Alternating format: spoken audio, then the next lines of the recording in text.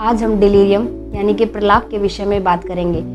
प्रलाप मस्तिष्क की ऐसी स्थिति है जो रोगी के सोचने के तरीके को प्रभावित करती है और यह स्थिति आमतौर पर आईसीयू के रोगियों में पाई जाती है। इसमें व्यक्ति उलझन महसूस करता है और उसे उसके आसपास के वातावरण की समझ नहीं रहती।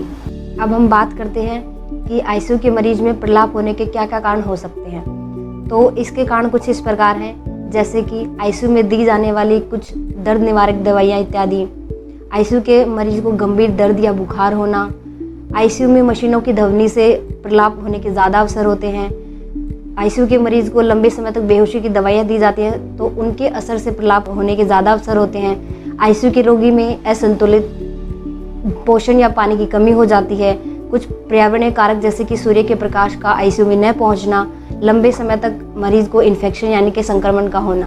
अब हम बात करते हैं कि प्रलाप के लक्षण क्या क्या होते हैं। प्रलाप के लक्षण कुछ इस प्रकार दिख सकते हैं, जैसे रोगी की याददाश्त कमज़ोर हो जाती है, उसे चीज़ें याद नहीं रहती हैं, उन्हें ये समझ नहीं रहती कि वे कहाँ पर हैं, उनके आसपास कौन है और क्या समय हो रहा है। मरीज आसानी से विचलित हो जाते हैं। जब भी आप रोगी से बातचीत करेंगे तो वह बातचीत पर ध्यान केंद्रित नहीं कर पाएंगे। उन्हें कुछ ऐसी चीज़ें दिखाई और सुनाई देने लग जाती हैं जो वास्तविक नहीं होती हैं लेकिन उन्हें वास्तविक लगती हैं, जिसे हम हेलुसिनेशन भी कहते हैं। तो मरीज को हेलुसिनेशन होने लग जाता है, उनके व्यवहार में बदलाव आने लग जाता है, वह बड़बड़ाने लग जाते हैं, उन्हें नींद लेने में दिक्कत आती है।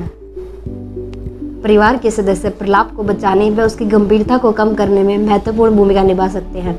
तो हम बात करते हैं कि परिवार के सदस्य को रोगी से बात करते समय किन किन बातों का ध्यान रखना चाहिए।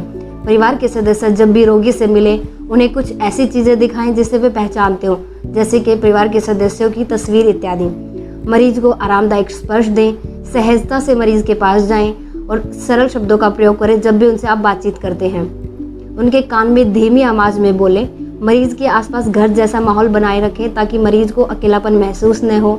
उन्हें बताएं कि उनके आसपास कौन लोग हैं, क्या समय हो रहा है, तो उन्हें मौजूदा व्यक्ति, जगह और समय के बारे में अवगत कराएं।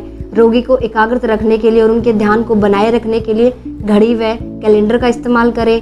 रोगी को नींद कम आती है, इसलिए दिन में उन्हें व्यस्त रखें, दिन में उन्हें कम सोने दें और कान में प्लग, नींद संबंधी जैसी चीज़ों का प्रयोग करें।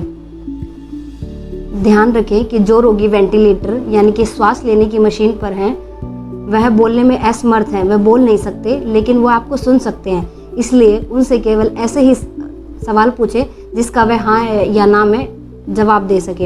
यदि रोगी लिखना जानता है तो उसे कॉपी, पेन या पेंसिल दें। यदि रोगी को आवश्यकता है तो उसके लिए चश्मा व सुनने की मशीन लाएं।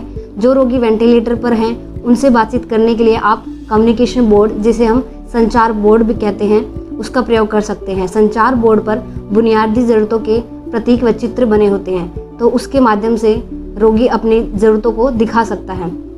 हम आशा करते हैं कि हमारी दी गई जानकारी आपके लिए फ़ायदेमंद रहेगी और हमारी दी गई जानकारी को आप समझने का प्रयास करेंगे। और अगर इससे रिलेटेड कोई भी आपको प्रश्न या डाउट है तो आप हमसे कांटेक्ट कर सकते हैं, हमसे पूछ सकते हैं।